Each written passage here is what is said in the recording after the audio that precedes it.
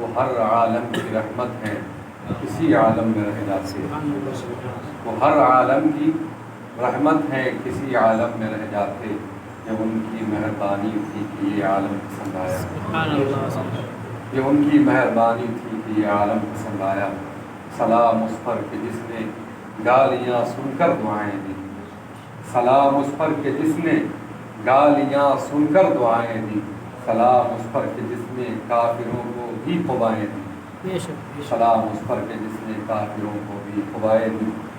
اور ڈاکٹر اقبال صاحب کہتے ہیں، ہونا یہ پھول تو بلبل کا ترنم بھی نہ ہو، ہونا یہ پھول تو بلبل کا ترنم بھی نہ ہو، چمن دہر میں کلیوں کا تبسم بھی نہ ہو، ہونا یہ ساقی تو پھر میں بھی نہ ہو، خم بھی نہ ہو،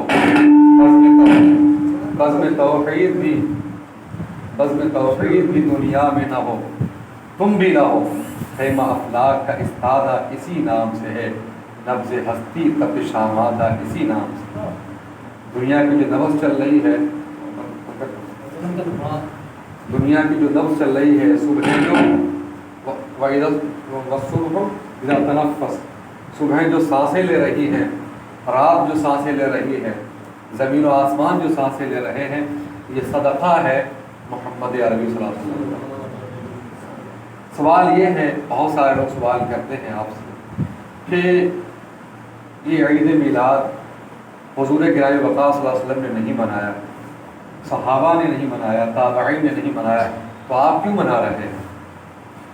دلیل بناتے ہیں اس کو کہ جو کام حضور نے نہیں کیا، جو صحابہ نے نہیں کیا، تابعین نے نہیں کیا، وہ ناجائز ہے۔ وہ اس کو کیا بناتے ہیں؟ دلیل بناتے ہیں، اس کو قاعدہ بناتے ہیں، رول بناتے ہیں۔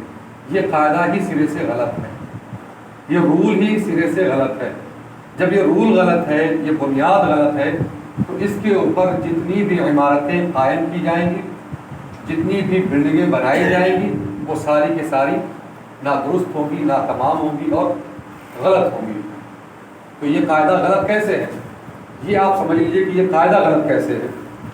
قاعدہ غلط اس طرح سے ہے کہ جب آپ پہلا پارہ پڑھیں گے، جب آپ پہلا پارہ پڑھیں گے، پہلے پارے کے اندر آپ دیکھیں گے کہ جب پہلا پارہ پڑھیں اور پہلا انسان جب بنایا گیا، جب پہلا انسان بنایا گیا، اللہ تبارک و تعالیٰ نے جب پہلا انسان بنایا اور اسے جنت میں رکھا تو فرمایا وَقُلْنَا يَا آدَمُ اسْكُنْ أَنْتَ وَزَوْجُكَ الْجَنَّةَ وَكُلَا مِنْهَا رَغَدًا حَيْثُ شِئْتُمَا وَلَا تَقْرَبَا هَٰذِهِ الشَّجَرَةَ فَتَكُونَا مِنَ الظَّالِمِينَ۔ یہ پوری آیت ہے، پہلا انسان بنایا اللہ نے، اس کو رول کیا دیا، فرمایا کہ تم جنت کے اندر جہاں چاہو، بغیر کسی روک ٹوک کے، بغیر کسی حیل و حجت کے، جہاں چاہو کھاؤ پیو، پوری جنت کے اندر جہاں چاہو کھاؤ پیو، کوئی روک ٹوک نہیں ہے، تم بھی کھاؤ، تمہاری بیوی بھی کھائیں، جہاں چاہو رہو، ٹھیک ہے۔ ایک اور پیغام دیا وَلَا تَقْرَبَا هَٰذِهِ الشَّجَرَةَ فَتَكُونَا مِنَ الظَّالِمِينَ، اس درخت کے پاس نہیں جانا۔ تو آپ دیکھیں دو چیزیں کہ یہ کھاؤ پیو، کچھ بیان نہیں کیا گیا، یہ نہیں کہا گیا کہ آپ سلسبیل سے پیجئے، آپ شجرہ طوبہ کے نیچے بیٹھیے، آپ جو ہے مرغاب کھائیے، آپ سرخاب کھائیے، کچھ بھی نہیں بیان کیا، تفصیل نہیں بیان کی گئی۔ کیا کہا گیا کہ جہاں چاہو کھاؤ پیو، یا ایھا الذین آمنوا کلوا من رزق اللہ، اللہ نے فرمایا کہ اللہ کے رزق سے کھاؤ جنت میں ہے، دنیا کے اندر، ٹھیک ہے۔ تو جو اس سے پتہ کیا چلا، مزاج کیا پتہ چلا؟ مزاج یہ پتہ چلا کہ جو چیزیں ناجائز ہوتی ہیں اللہ اس کو بیان کر دیتا ہے، اور جو جائز ہوتی ہیں ان کو بیان نہیں کیا جاتا، اس کے لیے ایک مجمل بغیر کسی تفصیل والا رول دے دیا جاتا ہے کہ جہاں چاہو کھاؤ پیو، ٹھیک ہے۔ تو پتہ کیا چلا، جو چیزیں ناجائز ہوتی، قرآن مقدس کو آپ جب پڑھو گے تو پتہ چلے گا کہ جو چیزیں ناجائز تھیں وہ اللہ تبارک و تعالیٰ نے پہلے ہی بیان فرما دی۔ فرمایا السارق والسارقۃ فاقطعوا ایدیہما، چور چورنی کے ہاتھ کاٹے جائیں، ولا تقربوا الزنا، زنا کے قریب نہ جاؤ، ٹھیک ہے۔ لا یغتب بعضکم بعضا، تم میں سے ایک دوسرے کی کوئی غیبت نہ کرے، ولا تجسسوا، جاسوسی نہ کرو۔ تو جو چیزیں ناجائز تھیں اللہ رب العزت نے وہ بیان فرما دی، جو چیزیں جائز ہوتی وہ بیان نہیں کی جاتی۔ یہ رول ہے، یاد رکھیں۔ جو چیزیں ناجائز ہوتی ہیں، جس سے منع کرنا مقصود ہوتا ہے، وہ بیان کیا جاتا ہے، کیونکہ وہ تھوڑی ہوتی ہیں. جائز چیزیں اتنی زیادہ ہے کہ ان کو شمار ہی نہیں کیا جا سکتا. اللہ تو شمار کر سکتا ہے لیکن بندے نہیں کر سکتے. وَإِن تَعُدُّوا نِعْمَةَ اللَّهِ لَا تُحْصُوهَا، اگر تم اللہ کی نعمتوں کو شمار کرنا چاہو تو شمار نہیں کر سکتے. تو اتنی زیادہ ہے جائز چیزیں کہ ان کو بیان نہیں کیا جاتا. ٹھیک ہے، تو مزاج کیا پتہ چلا ہمیں کہ جو چیز ناجائز ہوتی ہے اللہ اسے بیان کر دیتا ہے. ایک چیز ہمیں پتہ چل گئی. اب آئیے دوسری آیت کو سنیے. اللہ ارشاد فرماتا ہے وَمَا آتَاكُمُ الرَّسُولُ فَخُذُوهُ وَمَا نَهَاكُمْ عَنْهُ فَانْتَهُوا. کیا فرماتا اللہ تبارک و تعالیٰ کہ رسول تمہیں جو دے وہ لے لو، جو رسول تمہیں دے وہ لے لو، اور جس سے منع کرے روکے اس سے باز آ جاؤ. یہاں پر بھی آپ کو دو چیزیں پتہ چلی. جس کا حضور نے آپ کو حکم دیا وہ آپ کیجیے، کرنا ضروری ہے، لازم ہے. جس سے منع کیا اس سے رکنا لازم و ضروری ہے. لیکن ابھی یہاں پر بھی بیچ کی چیز نکل کر کے آئے گی کہ جس کا حکم نہیں دیا، جس سے منع نہیں کیا، اس کا کیا؟ بیچ کی چیز نکل کے آئے گی نہیں آئے گی؟ جس سے حضور نے منع نہیں کیا، جو دیا نہیں، تو بیچ کی چیز نکل کر کے آئے گی. اس کا حکم کیا ہوگا؟ تو اس کا حکم اللہ کا رسول نے بیان فرمایا الحلال ما احل اللہ فی کتابہ والحرام ما حرم اللہ فی کتابہ وما سکت عنہ فہو مما عفی عنہ. اللہ کے رسول نے ارشاد فرمایا کہ حلال وہ ہے جو اللہ تبارک و تعالیٰ نے اپنی کتاب میں حلال کر دیا ہے، اور حرام وہ ہے جو اللہ تبارک و تعالیٰ نے اپنی کتاب کے اندر بیان فرما دیا ہے، اور جس سے خاموشی اختیار فرمائی ہے وہ ان میں سے جو معاف ہے، وہ ان میں سے ہے جو معاف. یہ حدیث بھی اپنی نگاہوں میں سامنے رکھیے. ایک اور حدیث سنیے، پھر میں موقف بتاؤں گا علماء کا کہ علماء نے کیا رول بنایا. ایک اور حدیث سنیے. اللہ کے رسول فرماتے ہیں ان اللہ فرض فرائض فلا تضيعوها. اللہ نے فرائض کو فرض کیا ہے لہذا اسے ضائع نہ کرو، اسے برباد نہ کرو، اسے مت چھوڑو. وحدد حدودا فلا تعتدوها. اللہ تبارک و تعالیٰ نے حدیں قائم کی ہے، جیسے زنا کی حد قائم کی ہے، جیسے کہ جو ہے چوری کی حد قائم کی ہے، جیسے کہ قذف محصنات کی حد قائم کی ہے، جیسے کہ شراب پینے کی حد قائم کی. فرمایا وَيَسْأَلُونَكَ عَنِ الْخَمْرِ وَالْمَيْسِرِ، وہ تم سے جو ہے خمر کے بارے میں اور میسر کے جوئے کے بارے میں پوچھتے ہیں. فرما دو فِيهِمَا إِثْمٌ كَبِيرٌ، ان کے اندر بہت بڑا گناہ ہے. تو اللہ تبارک و تعالیٰ نے کچھ حدیں قائم فرمائی ہیں، ان کو کبھی پھلانگو نہیں، کبھی تجاوز نہ کرو، ان سے کبھی آگے نہ بڑھو. دو چیزیں ہو گئی. تیسری چیز کے بارے میں فرمایا وَحَرَّمَ أَشْيَاءَ فَلَا تَنْتَهِكُوهَا.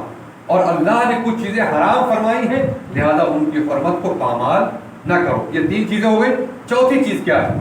چوتھی چیز کے بارے میں فرمایا وَسَكَتَ عَنْ أَشْيَاءَ فَلَا تَسْأَلُوا عَنْهَا. اور اللہ نے بہت ساری چیزوں کو کے بارے میں خاموشی اختیار فرمائی ہے. فَلَا تَسْأَلُوهَا رَحْمَةً بِكُمْ غَيْرَ رِسْيَانٍ. رحمتم بکم، تم پر رحم کرتے ہوئے، بغیر بھولے ہوئے. اللہ تو بھولتا ہی نہیں ہے نا، اللہ تو غافل بھی نہیں ہے. تم پر رحم کرتے ہوئے تاکہ تم جب وہ چیزیں جن کو بیان نہیں کیا گیا ہے وہ کرو گے، درست کیا تب بھی ٹھیک ہے، نہیں کیا تب بھی ٹھیک ہے، اللہ کے ہاں معاف ہو جائے گا. لیکن اگر آپ نے سوال کر لیا، معلوم کر لیا اور حکم بیان کر دیا گیا، پھر اگر آپ نے اس کو نہیں کیا تو پھر گناہ گار ہو گئے. اسی لیے اللہ نے قرآن فرمایا یا ایھا الذین آمنوا لا تسألوا عن اشیاء ان تبد لکم تسؤکم. اے ایمان والو ایسی چیزوں کے بارے میں سوال نہ کرو کہ جن کا حکم ظاہر ہو جائے تو پھر تمہیں برا لگے. ٹھیک ہے، تو اس لیے بیجا سوالات نہیں کرنے. اللہ رب العزت کو بیجا سوالات بھی پسند ہیں، حضور گرامی مقدس صلی اللہ علیہ وسلم کو بھی بیجا سوالات پسند ہے. اس کے اوپر ایک لمبی گفتگو ہو سکتی ہے، لیکن ہمارا موضوع کیا ہے کہ ہم یہ کیوں منا رہے ہیں. جو لوگوں نے رول بنایا ہے کہ جو حضور نے نہیں کیا وہ غلط ہے، جو صحابہ نے نہیں کیا وہ غلط ہے، ان تمام تر احادیث اور آیات کی روشنی کے اندر یہ بات واضح ہوتی کہ نہیں کہ جن چیزوں سے اللہ رب العزت نے سکوت اختیار فرمایا وہ جائز ہیں، جن چیزوں کو منع نہیں فرمایا وہ جائز ہیں. اسی لیے علماء نے یہ رول بنایا، یہ قاعدہ نکالا کہ اصل اشیاء میں حلت ہے، یعنی چیزوں کے اندر، عادت و اطوار کے اندر، رسم و رواج کے اندر اصل حلت ہے جب تک کہ قرآن کے مخالف نہ ہو، جب تک کہ حدیث کے مخالف نہ ہو. تو ہم جو کام کر رہے ہیں کیا یہ قرآن کے مخالف ہے؟ کیا یہ اللہ نے منع کیا ہے؟ کیا یہ رسول اللہ نے منع کیا؟ کیا صحابہ نے منع کیا؟ ارے کرسمس ڈے تو بہت پہلے سے منایا جاتا ہے. حضرت آدم حضرت عیسیٰ علیہ السلام کی پیدائش تو بہت پہلے ہو گئی تھی. عیسیٰ علیہ السلام کی پیدائش پہلے ہوئی کہ نہیں؟ تقریباً 650 برس پہلے ہوئی ہے. اور وہ عیسائی جو ہے فائدہ کیا ہے؟ غلط ہے. فائدہ کیا ہے؟ اصل اشیاء کے اندر، چیزوں کے اندر، عادت و اطوار کے اندر، رسم و رواج کے اندر اصل علت ہے. علت یعنی جائز ہونا ہے. جو چیز جائز ہوتی ہے اس پر گرفت نہیں ہوتی، اس پر پکڑ نہیں ہوتی. آپ کرو تو ٹھیک ہے، نہیں کرو تو کوئی بات نہیں ہے. ٹھیک ہے. تو اس سے کیا پتا چلا کہ جن لوگوں نے وہ قاعدہ بنایا تھا کہ جو حضور نے نہیں کیا وہ غلط، جو صحابہ نے نہیں کیا وہ غلط. اگر ہم یہ مان لیں کہ جو حضور نے کیا وہی کرنا ہے، صحابہ نے کیا وہی کرنا ہے، جو حضور نے نہیں کیا وہ سب کا سب غلط ہے، تو دنیا کے بے شمار چیزیں، لاکھوں چیزیں ناجائز ہو جائیں گی. تراویح ناجائز ہو جائے گی، قرآن کا لکھا ہوا مصحف کے درمیان موجود قرآن ناجائز ہو جائے گا، آج کے ممبروں میں حرام ناجائز ہو جائیں گے، مسجد حرم جو ہے ناجائز ہو جائے گی. اسی طرح سے اور بے شمار چیزیں ہیں جو سب کی سب ناجائز ہو جائیں گی اگر یہی رول بنا لیا جائے. آپ ٹوپی لگائے بیٹھے ہو، آپ کرتا پہنے ہو، آپ پینٹ پہنے ہو، گھڑی پہنے ہو، بہت ساری چیزیں یہیں پر موجود ہیں جو حضور نے نہیں کی، صحابہ نے نہیں کی. کیوں نہیں کی؟ دیکھیے، جب نبی کوئی تشریف لاتا ہے تو سب سے پہلے وہ الاہم فالاہم پر عمل کرتا ہے. جو چیزیں ضروری ہوتی ہیں ان کو پہلے بیان کرتا ہے. پہلے عقیدے کا مسئلہ تھا تو اللہ تبارک و تعالیٰ کے رسول صلی اللہ علیہ وسلم نے پہلے عقیدے کو درست کیا، پھر رفتہ رفتہ نماز فرض ہوئی، پھر جو ہے شراب حرام ہوئی، پھر زکوٰۃ فرض ہوئی، پھر روزے فرض ہوئے. یعنی 13 برس کے بعد، اعلان نبوت کے 13 برس کے بعد نماز کی فرضیت کا اعلان کیا گیا. 13 برس کے بعد. تو جو چیزیں جیسی ہوتی ہیں پہلے فرض ہوتا ہے، پھر واجب ہوتا ہے، پھر سنت موقدہ، پھر غیر موقدہ، ایسے ہوتا ہے. تو حضور گرامی وقت صلی اللہ علیہ وسلم کے دور میں زیادہ تر فوکس کیا گیا توحید پر، زیادہ تر فوکس کیا گیا عقیدے پر، پھر اعمال پر. یہ مستحبات تو بہت بات کی چیز تھی، جائز چیزیں تو بہت بات کی چیزیں تھیں جو بعد کے لوگوں نے کی. ٹھیک ہے. تو اس سے کیا پتا چلا کہ جو حضور گرامی وقت صلی اللہ علیہ وسلم نے نہیں کیا وہ ناجائز نہیں ہے. اگر ہم اس کو کرتے ہیں وہ ناجائز نہیں ہے. جن لوگوں نے قاعدہ بنایا ہے اگر ہم اس قاعدے کو مان لیتے ہیں تو دنیا کی بے شمار چیزیں ناجائز ہو جائیں گی، بے شمار چیزیں. ایک صاحب صوفی صاحب گئے مکے میں حج کرنے کے لیے. اب وہاں پر ایک لال رومال والا تھا، تو وہ بندہ جو ہے ان کو پریشان کرنے لگا کہ یہ ٹوپی کہاں سے لے کے آئے 4 کونے والی؟ یہ حضور نے پہنی، یہ صحابہ نے پہنی، یہ تابعین نے پہنی، کہاں سے لے آئے؟ کس پیر نے دے دی تمہیں؟ اب صوفی صاحب بیچارے جو ان کے ساتھ مریدین بھی تھے وہ مدینے کا جو ہے ادب و احترام کر رہے ہوں گے، اس وجہ سے انہوں نے کچھ بھی نہیں کہا. حالانکہ وہ پلٹ کر اس سے سوال کر سکتے تھے کہ جس طرح سے تم میری اس ٹوپی پر اعتراض کر رہے ہو، میاں جو تم جبہ پہنے ہو ٹخنوں کے برابر تک، کیا حضور نے اتنا بڑا جبہ پہنا جیسے میں جبہ پہنا ہوں؟ یہ حضور نے نہیں پہنا. اتنا لمبا جبہ حضور نے نہیں پہنا. تم جو جبہ پہنے ہو کیا یہ حضور نے جبہ پہنا؟ تم جو تکونے کا رومال ڈالے ہو کیا حضور نے ڈالا اور اس کلر کا ڈالا؟ یعنی ان کو اپنی چیزیں نظر نہیں آ رہی. ٹائی لگا کر کے باضابطہ طور پر کھڑے ہوں گے اور بیانات دیں گے. کیا حضور نے ٹائی پہنی؟ کبھی حضور نے کوٹ پہنا؟ نہیں پہنا. تو کیا پتا چلا کہ جو حضور نے نہیں کیا وہ ناجائز نہیں. ہاں قرآن و حدیث کے مخالف ہو تو ناجائز ہے. بات سمجھ میں آ رہی ہے؟ اب جب یہ بات سمجھ میں آ گئی کہ جو حضور نے نہیں کیا وہ ناجائز نہیں ہے بلکہ اصل اشیاء کے اندر علت ہے جب تک کہ قرآن اور حدیث کے مخالف نہ ہو. تو ہم جو محفل منا رہے ہیں کیا یہ قرآن کے مخالف ہے؟ کیا یہ حدیث کے مخالف ہے؟ کیا یہاں پر ہم گنڈا گردی کر رہے ہیں؟ کیا یہاں پر کسی کو گالی دے رہے ہیں؟ کسی کو برا بھلا کہہ رہے ہیں؟ تذکرہ کر رہے ہیں. کس کا تذکرہ کر رہے ہیں؟ جان کائنات کا تذکرہ کر رہے ہیں، جن کا تذکرہ روز ازل سے ہوتا آ رہا ہے، جن کا تذکرہ انبیاء کرتے رہے ہیں، جن کا تذکرہ اولیاء سابقین کرتے رہے ہیں، انہی کا تو تذکرہ کر رہے ہیں. کیا ان کا تذکرہ کرنا گناہ ہے؟ نہیں ہے. تو اب جب یہ بات کلیئر ہو گئی کہ وہ جو انہوں نے قاعدہ بنایا تھا وہ غلط اور قاعدہ اصل میں یہ ہے، تو اب سنیے کہ اب ہم کیوں مناتے ہیں، اس کی دلیل بھی سنیے. اس کا بھی جو ہے پروف موجود ہے کہ حضور گرامی وقت صلی اللہ علیہ وسلم نے اپنا میلاد منایا، بلکہ وہ ہر سوموار کو، ہر پیر کو منایا کرتے تھے. لوگوں نے اسے پوچھا یا رسول اللہ لما تصوم هذا اليوم، آپ اس دن روزہ کیوں رکھتے ہیں؟ تو آپ صلی اللہ علیہ وسلم نے فرمایا ذلك يوم ولدت فيه، یہ وہ دن ہے جس دن میری پیدائش ہوئی، جس دن میری پیدائش ہوئی. تو ٹھیک ہے، اگر آپ کو وہی کام کرنا تو آپ روزہ رکھ لو، آپ مت جو ہے مجلس قائم کرو. آپ کو مجلس سے چڑ ہے، جو ہے جلوس سے چڑ ہے، مت کرو، روزہ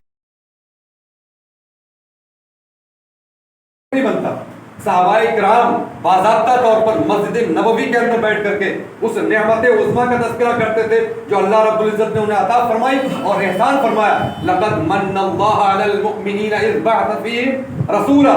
اللہ تبارک و تعالیٰ مومنوں پر احسان فرماتا ہے کہ اس نے انہی میں سے اپنا رسول جلوہ گر کیا. ایسی عظیم الشان نعمت عطا فرمائی, ایسی عظیم الشان نعمت عطا فرمائی. اچھا بتاؤ, ہمارے نبی رحمت ہیں یا نہیں ہیں؟ ہمارے لیے رحمت ہے, ساری کائنات کے لیے رحمت ہے, تمام عالم کے لیے رحمت ہے. وہ ہر عالم کی رحمت ہے, کسی عالم میں رہ جاتے ہیں.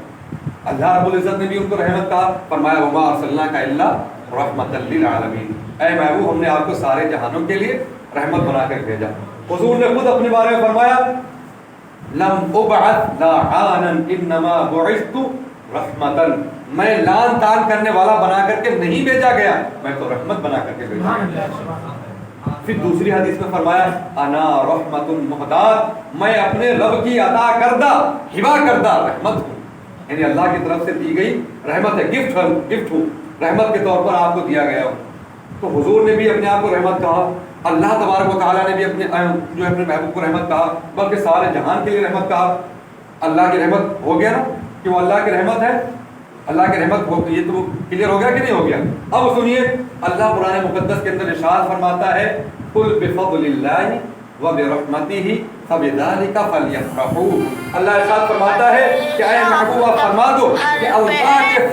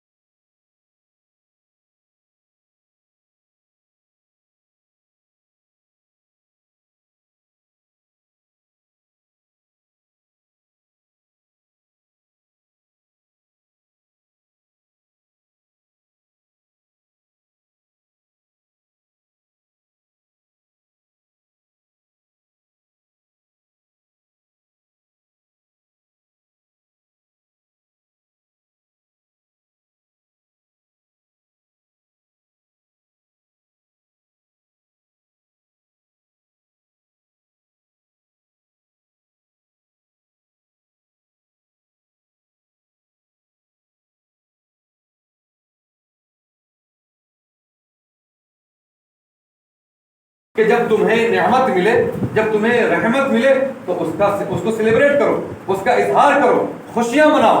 تو اللہ نے جب ہمیں اتنی بڑی رحمت کی تو ہم کیوں نہیں منائیں گے؟ وہ تو بدقسمت لوگ ہوں گے جن کو رحمت ملے اور وہ منہ بسورے گھومتے رہے. بدقسمت ہوں گے نا وہ جن کو رحمت ملی اور منہ پر جو ہے پرچھائیاں پڑی ہوئی ہیں, منہ پر سمٹے پڑے ہوئے ہیں, منہ پر جو ہے حشاشت بشاشت نہیں. یہ بدقسمتی تو ہے. اللہ فرما رہا ہے کہ سیلیبریٹ کرو, خوشیوں کا اظہار کرو, خوشی مناؤ. کس پر؟ رحمت پر. ہمارے نبی ہمارے لیے رحمت بھی ہیں, ہمارے لیے نعمت بھی ہیں. اللہ کے دنوں میں سے اللہ کی عظیم الشان جو ہے ہستیوں میں سے ایک ہستی بھی ہیں, اور بہترین جو ہے اللہ کی نشانیوں میں سے ایک نشانی بھی ہے. سب سے بڑی نشانی ہے, سب سے بڑی نشانی ہے. جب اتنی بڑی نشانی کو کوئی اگر یاد نہ کرے, ان کے آمد پر کوئی اگر خوشی کا اظہار نہ کرے تو بہت بڑا محروم ہے وہ. اتنی دلیلیں موجود, سب کچھ موجود, آسمان سے سورج کی شعاعیں پھوٹ رہی ہیں, لیکن اگر کسی چمگادڑ کو نظر نہ آئے تو کس کا قصور ہے؟ سورج کا قصور ہے یا چمگادڑ کی آنکھوں کا؟ کسی کو موتیا بند ہو گیا ہے, کسی کو جو ہے دنودی آتی ہے, دن میں اس کو سورج نہیں دکھائی دیتا, تو کس کا قصور ہے؟ قصور تو اس کا. یہ سارے جلوے موجود ہیں کہ نہیں قرآن کے اندر؟ اللہ فرما رہا ہے فلیفرحوا, چاہیے کہ وہ خوشی منائیں. اور اللہ نے ہمیں جو نعمت دی ہے, ایسی نعمت جس پر احسان جتایا, اور نعمتوں پر اللہ نے احسان نہیں جتایا, لیکن یہ جب نعمت عطا فرمائی تو احسان جتایا. اتنی بڑی نعمت, اتنی بڑی رحمت, سارے جہانوں کے لیے رحمت, ان کی آمد ہو اور ہم خوشی نہ منائیں, ہم اظہار مسرت نہ کریں, اظہار شادمانی نہ کریں, تو یہ تو کسی بے وقوفی کا معاملہ ہوگا کہ اللہ اس کو رحمت دے, اللہ اس کو خوشی دے, اور پھر بھی وہ خوشی نہ منائے. اسی طرح سے اللہ رب العزت قرآن فرماتا ہے غالباً سورہ ابراہیم میں وَذَكِّرْهُمْ بِأَيَّامِ اللَّهِ وَذَكِّرْهُمْ بِأَيَّامِ اللَّهِ. اللہ کے دن یاد فرماؤ, اللہ کے دن یاد کراؤ.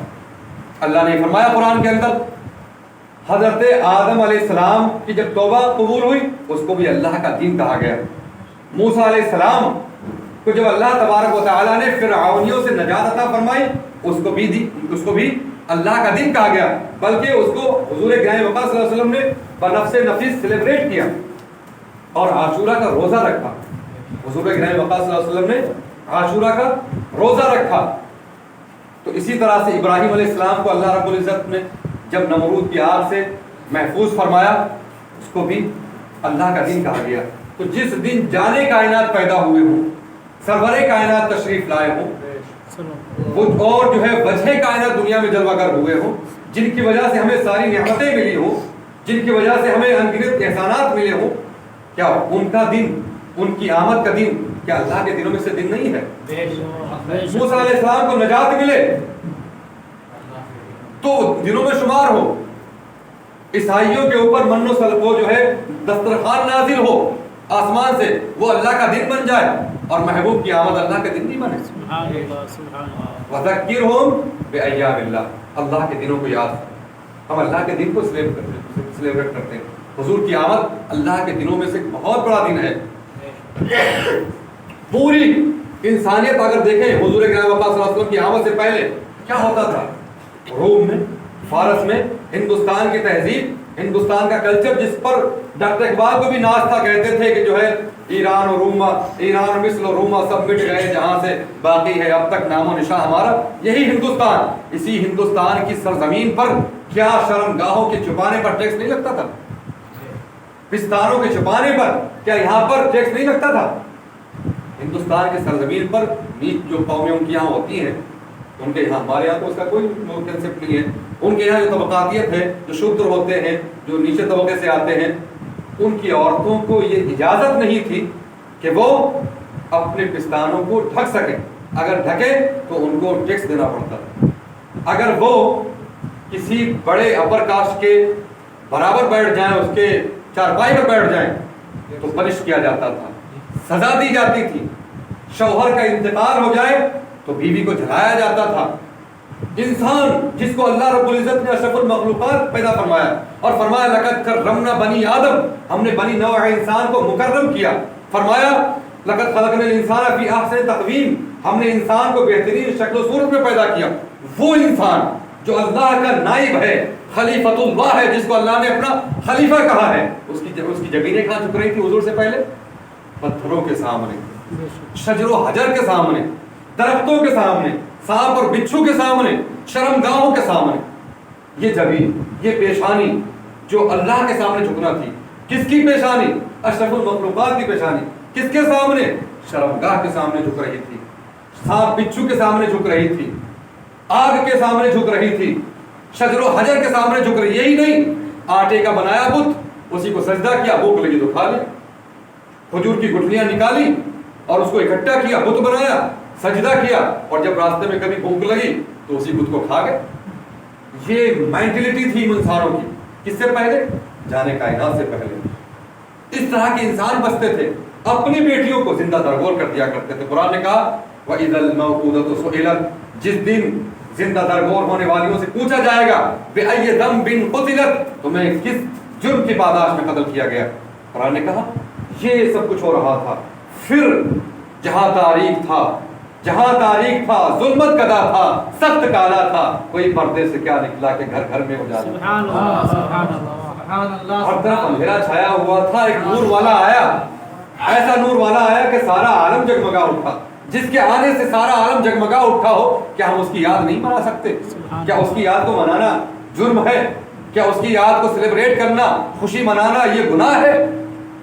اتنی بڑی ہستی، اتنی بڑی رحمت، اللہ اکبر، جو اللہ نے ہمیں عطا فرمائی، ہم اس کو سیلیبریٹ بھی نہ کریں.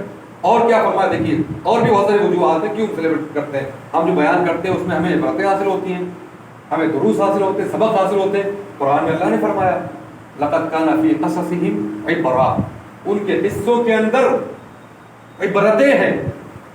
تو حضور گرامی وقار صلی اللہ علیہ وسلم کے قصوں کے اندر، آپ کی سیرت طیبہ کے اندر، آپ کی سیرت کے گوشوں کے اندر ہمارے لیے عبرت ہے یا نہیں؟ نصیحت ہے یا نہیں؟ تو جب اللہ فرما رہا ہے کہ ان کے قصوں کے اندر عبرتیں ہیں اور اللہ نے قصے بیان کیے انبیاء کے خود قرآن عظیم میں، ہم ان کے قصے بیان کریں جو اللہ کے سب سے محبوب ہیں، وہ ہستی جن کی اللہ رضا چاہتا ہے۔ دنیا میں کسی کی اللہ رضا نہیں چاہتا، کائنات میں کسی کی رضا نہیں چاہتا، لیکن آپ قرآن کا مطالعہ کریں گے، آغاز قرآن کا مطالعہ کریں گے، شروع قرآن میں پڑھیں گے، سورہ بقرہ کے اندر جائیے اور جو ہے دوسرا پارہ کھولیے، پہلے صفحے کے اندر آغاز قرآن ہے، ابتدائی قرآن ہے، قرآن کا شروعاتی حصہ ہے۔ اللہ فرماتا ہے فَلَنُوَلِّيَنَّكَ قِبْلَةً تَرْضَاهَا، اے محبوب ہم آپ کی مرضی کے مطابق قبلہ بدل دیں گے۔ اللہ نے قبلہ بدل دیا۔ اب درمیان قرآن میں آئیے، سورہ طٰہٰ کھولیے، 16واں پارہ کھولیے، یہ درمیان قرآن ہے، قرآن کا بیچ کا حصہ ہے۔ اللہ یہاں پر بھی فرما رہا ہے لَعَلَّكَ تَرْضَىٰ، تاکہ اے محبوب آپ راضی ہو جائیں۔ درمیان قرآن میں بھی اللہ رب العزت اپنے محبوب کی رضا چاہ رہا ہے۔ اینڈنگ میں آئیے، اختتام قرآن میں آئیے، وہاں پر بھی اللہ تبارک و تعالیٰ ارشاد فرماتا ہے وَلَسَوْفَ يُعْطِيكَ رَبُّكَ فَتَرْضَىٰ، اے محبوب ان قریب آپ کا رب آپ کو اتنا دے گا کہ آپ راضی ہو جائیں گے۔ تو آپ دیکھیے گویا کہ یہ اتفاق تو نہیں ہے کہ شروع میں بھی رضا، بیچ میں بھی رضا، آخر میں بھی اپنے محبوب کی رضا چاہی جا رہی ہے، کوئی اتفاق تو نہیں ہے۔ کیا پتا چلا کہ پورا قرآن اللہ تبارک و تعالیٰ اپنے محبوب کی رضا چاہ رہا ہے۔ اسی لیے بریلی کی رضا نے کہا کہ خدا کی رضا چاہتے ہیں دو عالم، خدا چاہتا ہے رضائے سبحان اللہ، نعرہ تکبیر، اللہ اکبر، نعرہ رسالت یا رسول اللہ، نعرہ رسالت یا رسول اللہ، جشن عید میلاد النبی زندہ باد، جشن عید میلاد النبی زندہ باد، سرکار کی آمد مرحبا، سرکار کی آمد مرحبا، دلدار کی آمد مرحبا، دلدار کی آمد مرحبا۔ تو آپ دیکھیے یعنی اتنا مقدس، اتنا عظیم انسان، اتنا عظیم رسول، اتنا عظیم نبی اللہ نے ہمیں عطا فرمایا کہ جس کی خود رضا اللہ تبارک و تعالیٰ جو ہے چاہ رہا ہو پورے قرآن کے اندر، آغاز قرآن میں، درمیان قرآن میں اور قرآن کے اختتام میں، اس کی آمد پر ہم خوشی نہ منائیں، خوشی نہ منائیں اس کی آمد پر۔ اللہ اکبر۔ حضرت موسیٰ علیہ السلام بڑے جلیل القدر پیغمبر ہیں کہ نہیں؟ جلیل القدر پیغمبر ہیں کہ نہیں؟ اللہ کی بارگاہ میں بلند آواز سے گفتگو کیا کرتے تھے، لیکن جب انہوں نے مطالبہ کیا اللہ کی بارگاہ میں، کہا ربی ارنی انظر الیک، اے اللہ تو مجھے دکھا دے، میں دیکھنا چاہتا ہوں۔ تو اللہ رب العزت نے تجلی ڈالی پہاڑ پر کہ پہلے اس کو برداشت کرو پھر مجھے دیکھنا۔ تجلی ڈالی، برداشت نہیں کر سکے، غش کھا کر کے گر گئے۔ 70 لوگ اور تھے، وہ بھی غش کھا کے گر گئے، گویا کہ موت طاری ہو گئی۔ پھر اللہ نے فرمایا ثم بعثناکم، پھر ہم نے تمہیں زندہ کیا۔ جلیل القدر پیغمبر ہیں، لیکن ہمارے نبی کی خصوصیت یہ ہے کہ انبیاء سابقین نے، پہلے انبیاء نے، جو پہلے کے انبیاء تھے، مرسلین تھے، انہوں نے اللہ کی بارگاہ میں مانگا، طلب کیا تو اللہ نے انہیں عطا فرمایا، اور کبھی عطا نہیں فرمایا جیسے کہ یہاں نہیں عطا فرمایا۔ ابراہیم خلیل اللہ نے، جو بہت بڑے اللہ کے پیغمبر ہیں، رسول ہیں، جلیل القدر ہیں، ان کو خلیل الرحمن کہا جاتا ہے، خلیل اللہ کہا جاتا ہے، اللہ کی بارگاہ میں دعا کرتے ہیں رب اغفر لی ولوالدی وللمؤمنین یوم یقوم الحساب، اے اللہ تو مجھے بخش دے، میرے والدین کو بخش دے، اور تمام مومنوں کو یوم قیامت بخش دے۔ یہ ابراہیم خلیل اللہ کیا کر رہے ہیں؟ اللہ کی بارگاہ میں دعا کر رہے ہیں، مانگ رہے ہیں، یہاں مانگا جا رہا ہے، طلب کیا جا رہا ہے، لیکن واہ میرے نبی کی شان، واہ میرے نبی کی عظمت۔ اللہ ارشاد فرماتا ہے انا فتحنا لك فتحا مبینا لیغفر لك الله ما تقدم من ذنبك وما تاخر۔ اللہ یہاں پر ارشاد فرماتا ہے مانگا نہیں گیا، طلب نہیں کیا گیا، اللہ فرماتا ہے کہ اے محبوب ہم نے آپ کو کھلی فتح عطا فرمائی، کیوں؟ تاکہ اللہ آپ کے سبب سے آپ کے اگلوں کے بھی گناہ بخشے اور آپ کے پچھلوں کے بھی بخشے۔ سبحان اللہ، سبحان اللہ، اللہ اکبر۔ دیکھیے وہاں پر مانگا گیا، طلب کیا گیا، یہاں بغیر طلب کے کیا فرمایا اللہ نے؟ کیا فرمایا؟ تاکہ اللہ آپ کے سبب سے، یہاں پر دوسرا بھی ترجمہ کیا گیا ہے لیکن جو پاپولر ترجمہ ہے وہ میں کر رہا ہوں۔ یہاں پر اللہ رب العزت کیا فرمایا؟ تاکہ اللہ تبارک و تعالی آپ کے سبب سے آپ کے اگلوں کے بھی گناہ بخش دے اور آپ کے پچھلوں کے بھی گناہ بخش دے۔ وہاں مانگ رہے ہیں، بڑے پیغمبر ہیں، جلیل القدر پیغمبر ہیں۔ اور اب دیکھیے موسیٰ علیہ السلام کو پھر دوبارہ لے کے آتے ہیں۔ موسیٰ علیہ السلام اللہ کی بارگاہ میں کہتے ہیں رب اشرح لی صدری ویسر لی امری واحلل عقدۃ من لسانی یفقہوا قولی۔ دعا کرتے ہیں اللہ کی بارگاہ میں، اے اللہ تو میرے سینے کو کشادہ کر دے، اے اللہ تو میری زبان کی لکنت کو دور کر دے تاکہ بات سمجھی جائے۔ ٹھیک ہے، یہ فرمایا جا رہا ہے۔ یہ دعا مانگی جا رہی ہے اللہ کی بارگاہ میں، لیکن جب میرے نبی کی بات آتی ہے، جب میرے نبی کا مقام آتا ہے، مرتبہ آتا ہے، وہاں مانگا نہیں جاتا، طلب نہیں کیا جاتا۔ اللہ خود ارشاد فرماتا ہے الم نشرح لک صدرک، اے محبوب کہ ہم نے آپ کے سینے کو کشادہ نہیں کیا۔ ادھر کہہ رہے ہیں موسیٰ علیہ السلام وَحْلُلْ عُقْدَةً مِّن لِّسَانِي، میرے زبان کے عقدے کو دور فرما دے۔ موسیٰ علیہ السلام کہہ رہے، ادھر رب فرما رہا ہے وَمَا يَنطِقُ عَنِ الْهَوَىٰ إِنْ هُوَ إِلَّا وَحْيٌ يُوحَىٰ، محبوب اپنی طرف سے کچھ نہیں کہتے، جو فرماتے ہیں فرمان الہی ہوا کرتا ہے۔ اللہ اکبر۔ اسی لیے کہتے ہیں اعلیٰ حضرت تیرے آگے یوں ہے دبے لچے فصحا عرب کے بڑے بڑے، کوئی جانے منہ میں زبان نہیں بلکہ جسم میں جان ہے۔ سبحان اللہ۔ یہ بات تو زبان بھی اللہ رب العزت نے عظیم عطا فرمائی، رتبہ بھی عظیم عطا فرمایا کہ لوگ مانگ رہے ہیں انبیاء سابقین، یہاں بغیر طلب کے دیا جا رہا ہے۔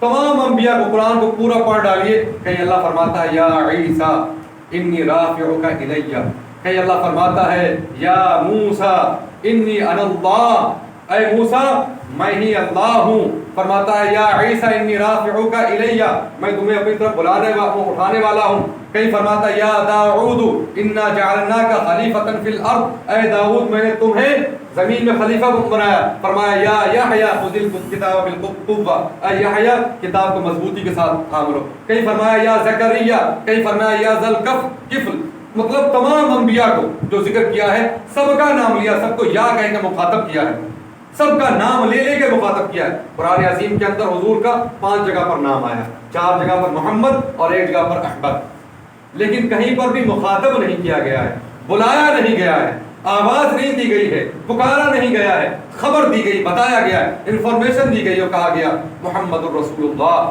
محمد الرسول اللہ والذین معہ اشداء علی الکفار رحماء بینہم، یہ فرمایا گیا ہے۔